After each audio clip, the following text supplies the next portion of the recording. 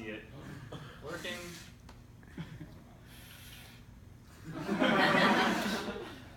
And that's how it goes. So that's that. And we will come back to that after I'm done explaining.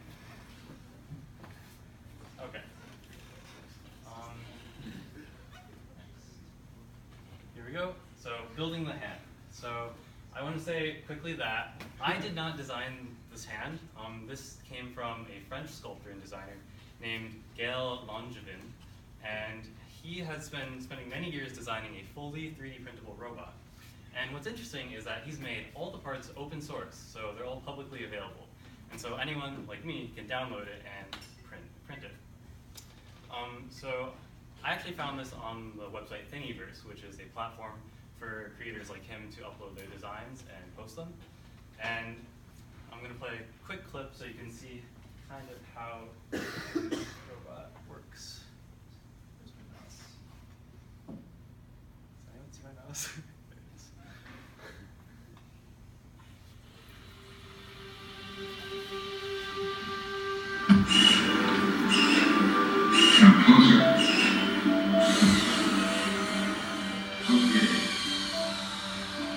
So something important to note is that what I took is much simpler than what he has built. He has wrist motion as well as finger sensors, so he can detect if it's grabbing something. Whereas I only needed the finger movements, so that's what I made. You can also see that he hasn't finished the legs yet, so we aren't doing it yet.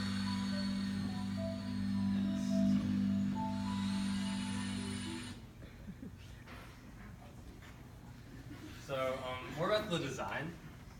It's actually pretty similar to human anatomy in that there are tendons which pull and open the fingers. So you can see on your own hand, you kind of have tendons running down in the back of your hand, as well as some on the front, which you can kind of see in your wrist. And this is from the model of the hand. It's hard to see, but you can see that there are these channels kind of running throughout the palm, and that's where the strings go, and you could pull them to move the fingers.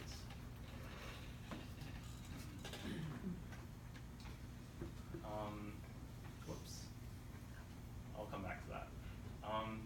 So in terms, this project was somewhat more of a 3-week project for me in that I had to print all the parts before the project started.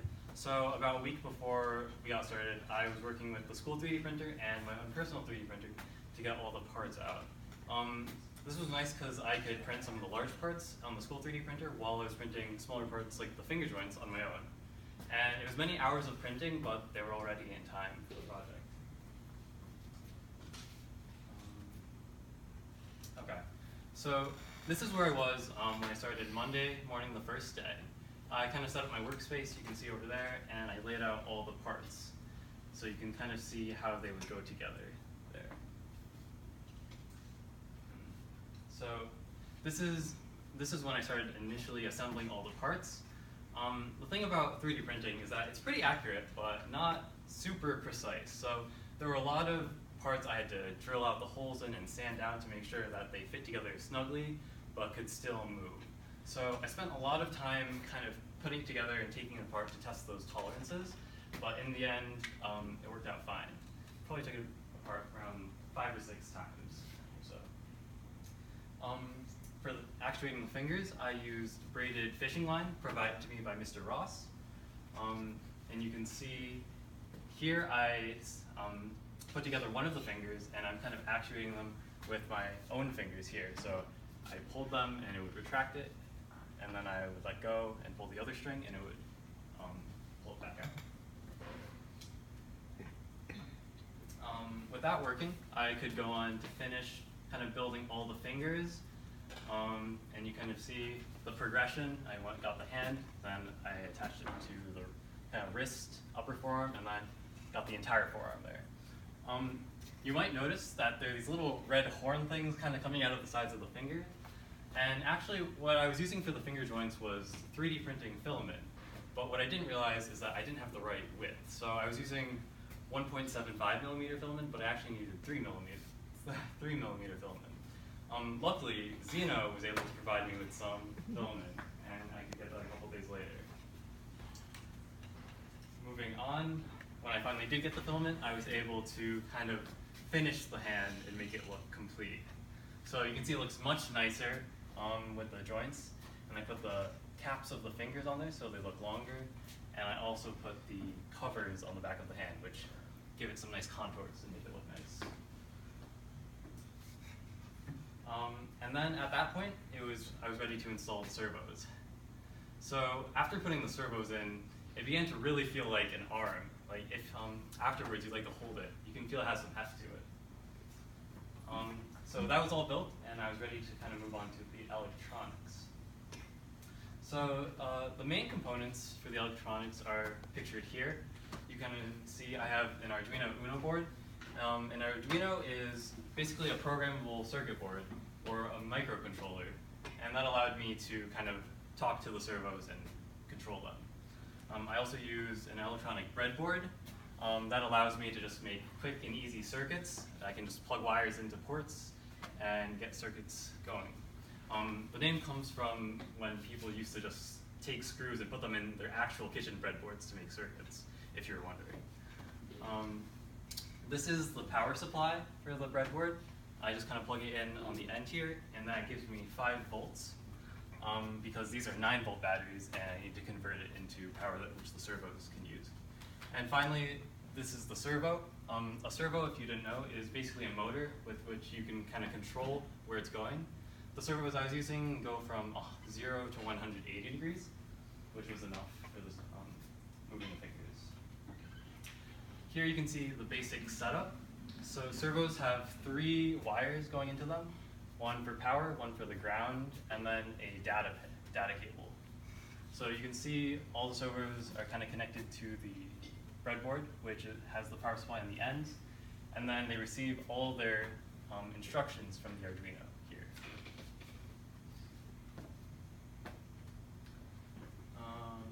And here are the first movements of the thumb.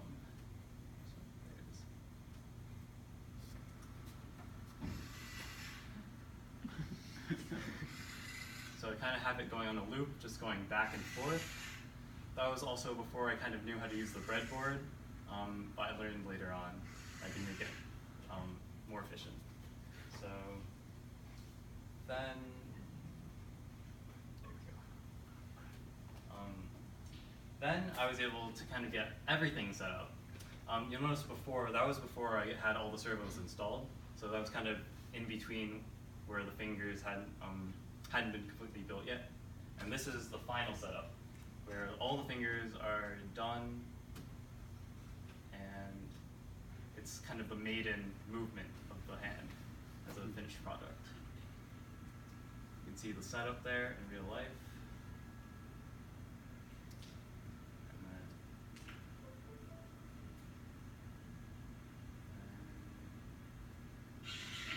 there it goes. And so this was a big milestone because I'd been struggling with the electronic setup for a while, specifically powering them, getting the right source. Fortunately, Mr. Ostermeyer was a huge help and helped me figure out that I should use that supply. This was the power supply that Zeno gave me that I was originally testing with, but I could not get that to work, unfortunately. Okay. So now we're ready to go on to the code. So in the spirit of the open source designs that Mr. Langevin did, I put all the code up on my GitHub profile, if you're familiar with it. GitHub is another platform where people upload code and everything. So if you'd like to go into more detail about how it works, it's all available there. I won't be going through the code like line by line or anything. So instead, I'm just going to give a brief overview of how each program works and kind of what it does. So first off, the Arduino. So Arduinos are programmed in the language C++, which I am not that familiar with. I'm more familiar with Python. But luckily, I was able to kind of look up some guides and get started with that pretty easily. I found out simply how to kind of connect each servo to a key on a keyboard, and I was able to kind of push one and send it through what's called the serial monitor and move a servo. The serial monitor is just a connection between the Arduino and my laptop.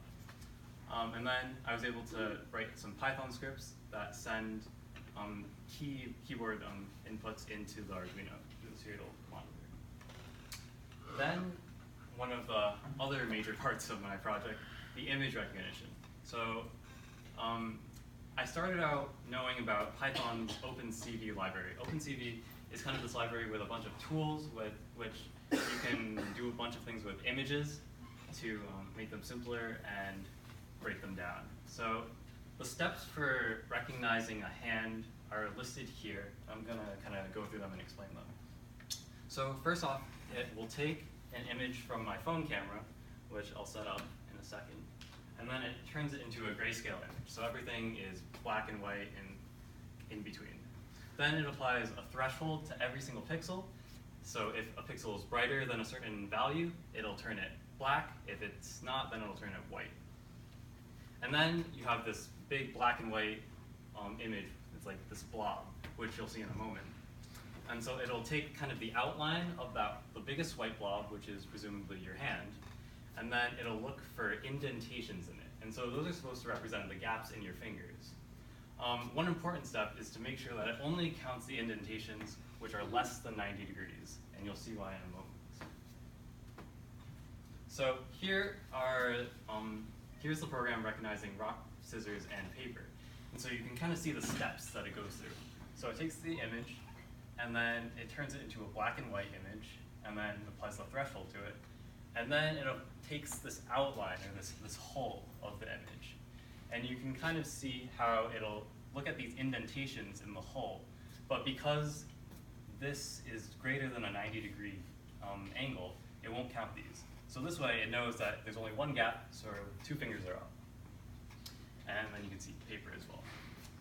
So some limitations to this method are that you can't figure out which fingers are up. It'll only count the gaps, so it can only know how many fingers are up.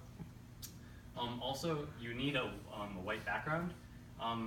In the robotics lab, the lighting was kind of iffy, so I had trouble with my hand, with it recognizing my hand. It saw glare off my hand, so it was thinking parts of my hand were part of the whiteboard.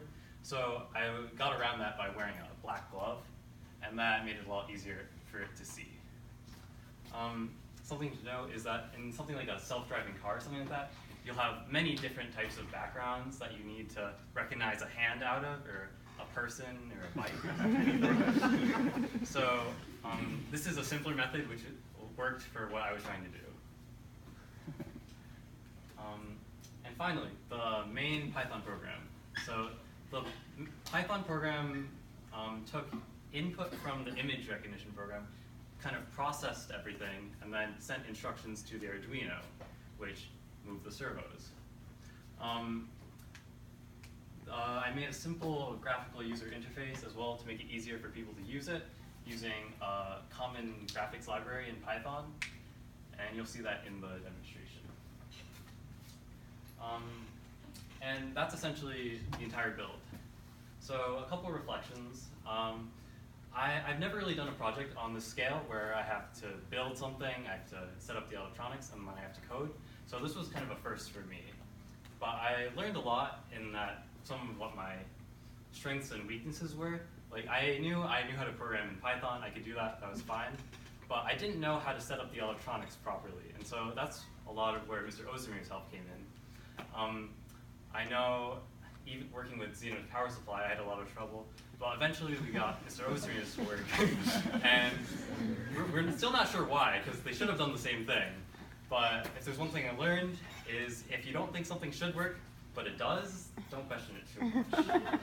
So I got that working, and now for the thank yous. So I'd like to thank Mr. Ross, first and foremost, for giving me access to the robotics lab and helping me build the hand and work all that out. And of course, Mr. Ozdemir for giving me programming advice as well as electrical setup advice. Mr. Chaudhry for coming in almost every day and checking on me and giving me advice as well.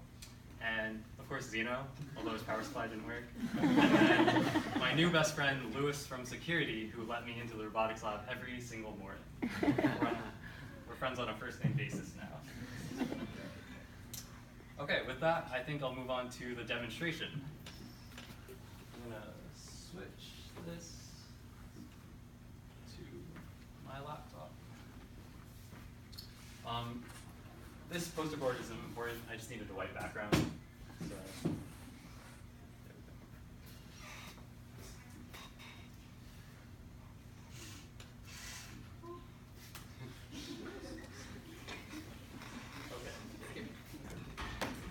So first off, I'm going to show you a brief demonstration of the hand recognition aspect. So that just alone.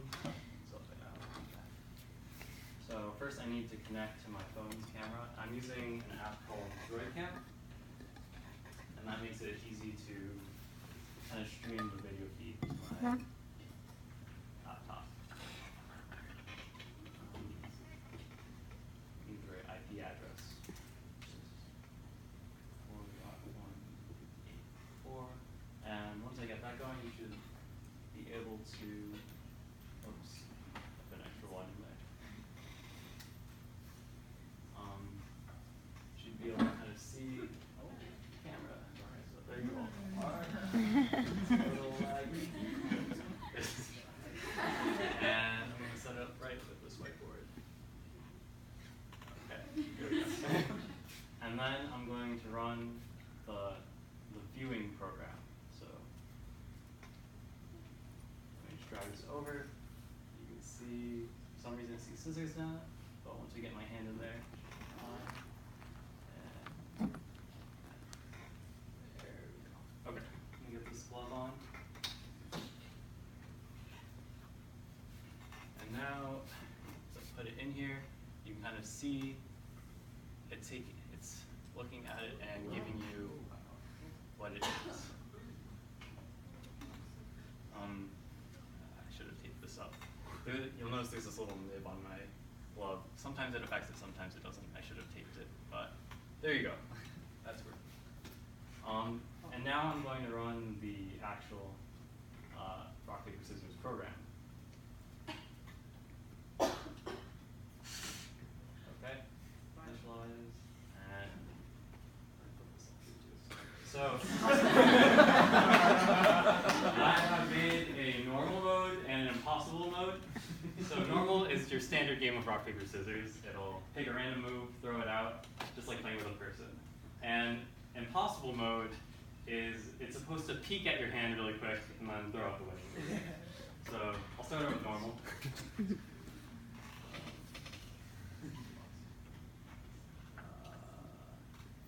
we go.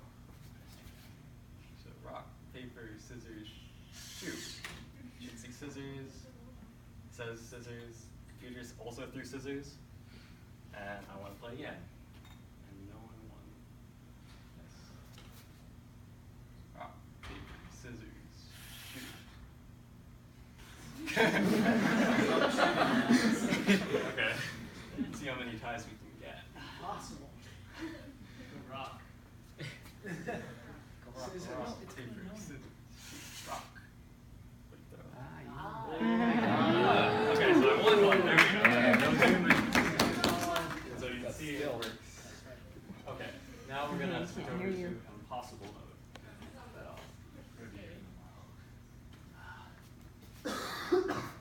Rock, paper, scissors, shoot, rock. Okay, so through paper. Try throwing scissors this time.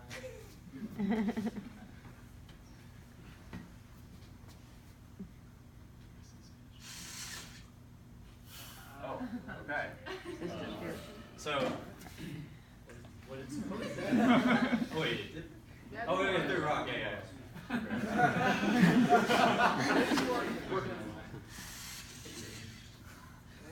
Oh, what did it shoot? So, this is an electrical issue that happens sometimes, actually. Usually what I have to do is I have to just turn it off and kind of reset it. So you'll notice that one of the fingers still kind of worked, but the rest kind of didn't. I don't know why it happened. It's another issue I have yet to resolve. But hopefully, when I turn this back on, the rest of the fingers will work. There we go. Try one more time.